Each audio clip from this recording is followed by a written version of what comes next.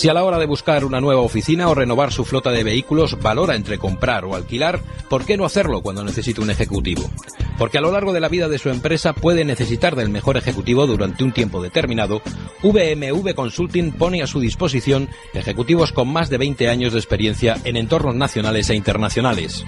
Una circunstancia temporal no puede convertirse en un gasto fijo. VMV Consulting. Conózcanos en www.alquilerejecutivos.com.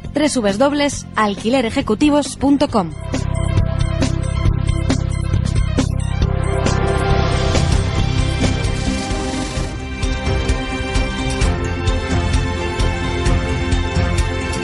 En la boca del lobo, con Javier García Isaac. Estamos en la boca del lobo, 10:22 de la mañana. Estamos con Vicente Bontaniel de VMN Consulting. ¿Lo he dicho bien o lo he dicho mal, don Vicente? Buenos días. Lo has dicho muy bien, muy buenos días, Javier. Abrazotes fuertes para ti y todos nuestros oyentes. Bueno, nuestro amigo Vicente, que es uno de nuestros asesores económicos, de los que más sabe uno de las personas que más saben de economía de este país. Comentábamos que hoy íbamos a hablar de que Merkel llama a los europeos a tomar la rienda de su destino en esta nueva unión, en este nuevo eje franco-germano. ¿Qué nos tienes que decir al respecto, Vicente? Bueno, vamos a ver. Lo primero, llama poderosamente la atención, Javier, que la señora Merkel nos llame ahora a los europeos a tomar las riendas de nuestro destino. Claro, a partir de ahí, la primera duda que le surge a uno es decir, bueno, ¿y quién llevaba las riendas de nuestro destino? Porque si analizamos estas declaraciones que ha hecho la señora Merkel, no deja de ser preocupante. Bien, todo esto, ¿por qué vienen estas declaraciones? Hay que tener en cuenta dos variables importantes. Por un lado, que la señora Merkel ya está en campaña electoral o en precampaña y que obviamente, pues, eso que tanto se ha criticado de los populismos, pues la señora Merkel vemos como lo que se dedica a hacer es populismo, y hacer populismo europeísta. Es decir, a decirnos ahora que tenemos que tomar las riendas de nuestro destino, porque parece ser, según sus interpretaciones y después de lo que hemos visto, pues tanto en la cumbre de la OTAN como en el G7, pues que al parecer hasta ahora quien lo llevaba era Estados Unidos, y como el señor Donald Trump pues parece ser que ya no es tan amiguito, o que no está dispuesto, como anteriores presidentes del gobierno de los Estados Unidos, a reír las gracias a la señora Merkel, pues ahora ya no es tan bueno. Y además esto lo ha unido con la salida del Reino Unido, situación que cada día se está complicando más, donde Europa frente al Reino Unido está adoptando una actitud, pues podríamos tildar en cierto punto un poco tiránica, de defender a capa y espada aquellas posiciones económicas que no entienden de la decisión soberana del Reino Unido. Y bueno, pues parece ser que la forma de aglutinar todos estos intereses es llamar a este patriotismo europeísta, ¿no? Bien, al final, detrás de esto, como suele suceder en casi todas las cosas, lo que nos encontramos son con determinados intereses económicos. Vamos a ver, en materia de la OTAN, ¿qué es lo que sucede? ¿De dónde viene el encontronazo? El encontronazo es muy simple. Es decir, Estados Unidos ve en la OTAN no solamente una asociación de determinados países para defender el Atlántico Norte, que fue lo que lo cuestionó, sino que al final ve un negocio, ve una actividad económica basada en la industria armamentística, y que además solicita que se cumplan aquellos compromisos que se han establecido, y es que todos los países miembros de la OTAN dediquen el 2% de su Producto Interior Bruto a la compra de armamento, ¿de acuerdo? Algo por lo que Europa parece no estar muy por la labor. Básicamente, ¿por qué? Bueno, pues por dos motivos. Uno, porque las arcas públicas de los países miembros de la Unión Europea no están atravesando precisamente por su mejor momento, y dos, porque parecen haber determinados intereses contrapuestos. Ahora bien, a mí me parece muy bien cuando hablamos de ese eje franco-germano, pero si todos somos Europa, si todos tenemos que remar en el mismo sentido, ¿qué sucede con los intereses de España? Porque España sí que tiene unos intereses muy importantes dentro de la OTAN. Es decir, nosotros sí que tenemos una industria armamentística con un cierto calado y con un cierto peso dentro de nuestro Producto Interior Bruto. ¿Qué sucede? Es más fácil dejarnos llevar por estas teorías antimilitaristas, estas teorías populistas,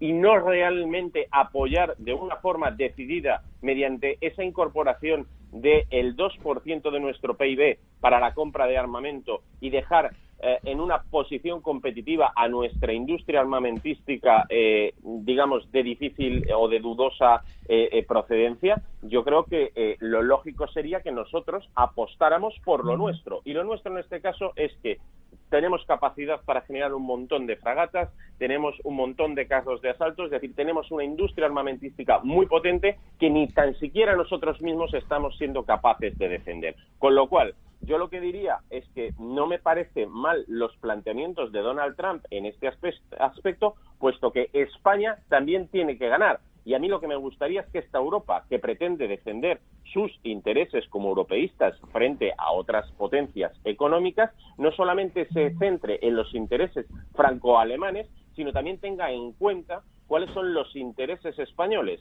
Toque de corneta para nuestro ministro de Asuntos Exteriores, que no solamente hay que ir a estos actos o ir a China a decir que nosotros somos muy buenos, sino también hay que defender nuestros intereses. Y nuestros intereses en este caso es que tenemos una industria armamentística y que a nosotros no nos vendría nada mal que todos los países miembros de la OTAN aportaran el 2% del PIB. Esto por un lado. Pero ¿qué más es lo que sucede? Bien, lo que sucede es que tras la salida después del Brexit del Reino Unido, en definitiva, y los resultados obtenidos en Francia, algo en Europa se empieza a cuestionar. Y lo que se empieza a cuestionar es la cohesión de la propia Unión Europea. Básicamente, apalancada en tres aspectos importantes. Por un lado, tenemos una moneda que pierde competitividad frente al dólar. Nos hallamos inmersos en unos niveles de endeudamiento frutos de las acciones orientadas desde el Banco Central Europeo para el apalancamiento de la deuda y conseguir una fácil financiación de los Estados miembros, y esto nos pone en una posición económica débil, que no sería capaz de soportar más salidas. A partir de ahí, bueno, pues nacen los populismos y la señora Merkel, en definitiva, lo que está queriendo es hacer política populista a partir de los dos principales estados que gobiernan la Unión Europea, que serían Francia y Alemania, y a partir de ahí generar esa sensación europeísta, ¿de acuerdo?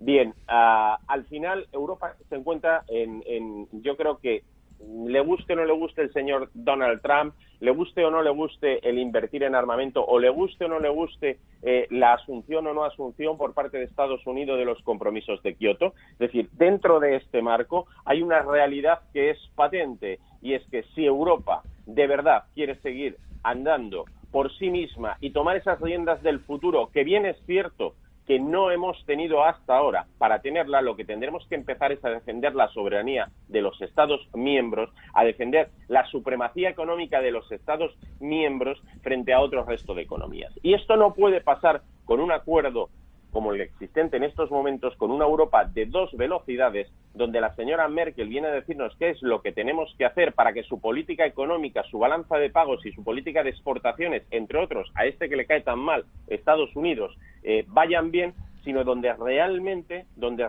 seamos capaces de tener un papel regulador importante. Esto pone en entredicho la Unión Europea hasta tal punto de que o somos capaces de transformar una Unión Económica Europea en una Unión Política y económica europea, donde cada uno de los Estados miembros siga manteniendo, por un lado, su hegemonía como país, pero por otro lado empecemos a tener aspectos de gobernabilidad conjunta, o en definitiva, ya lo hemos visto con Francia, acabarán saliendo países de la Unión Europea, y al final a la señora Merkel no le quedará más que el populismo para intentar llamar hacia algo que es una unión que económicamente no se sostiene, que frente a una crisis de deuda la situación va a ser tremendamente compleja, y donde hay países ganadores y países perdedores, y gracias a la eficiencia de nuestros políticos, España no está entre los ganadores. Bien, no hay más salida: o apostamos por la Unión Europea, o la Unión Europea realmente se está desmembrando por sí misma. Javier. Bueno, pero tú has apuntado una cosa muy importante al principio. Si ahora Merkel, que es la locomotora de esta Unión Europea, que yo creo que es fallida, tal y como se está demostrando, está siendo fallida, en manos de quién estábamos, porque si vamos a coger las riendas ahora y antes. Bien, vamos a ver, al final una unión económica propiamente dicha está en aquellos sitios donde se acaba gestionando la economía. Y yo te respondería directamente, es decir, le guste o no le guste el señor Donald Trump, la hegemonía económica sigue estando en Estados Unidos y cada vez más en China.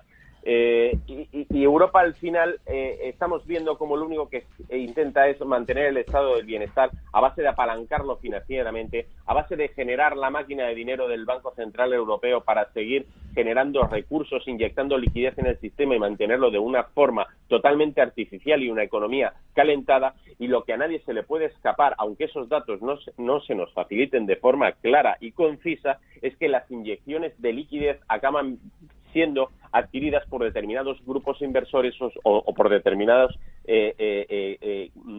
particulares que están adquiriendo deuda soberana de los distintos países europeos. Es decir, al final seguimos estando en manos económicas básicamente de las principales potencias económicas. Lo que sucede es, si realmente Europa quiere plantearse ser una potencia económica como tal, deberá de empezar a tomar políticas económicas por sí mismas, con todas las repercusiones políticas que conlleven esas acciones. Y para eso no podemos tener 22 estados soberanos. Es decir, la sensación que tenemos, por ejemplo, en España, cada vez que se aprueba determinada ley o que se hace algo porque Bruselas lo pide, la percepción que tiene la gente es de perder la hegemonía, en la medida en la que no tenemos unos representantes políticos reales dentro de esta institución llamada Unión Europea. Al final, esto se trata de o damos un paso hacia adelante o si lo dejamos así, como tú bien comentas, Javier, va a ser totalmente fallido.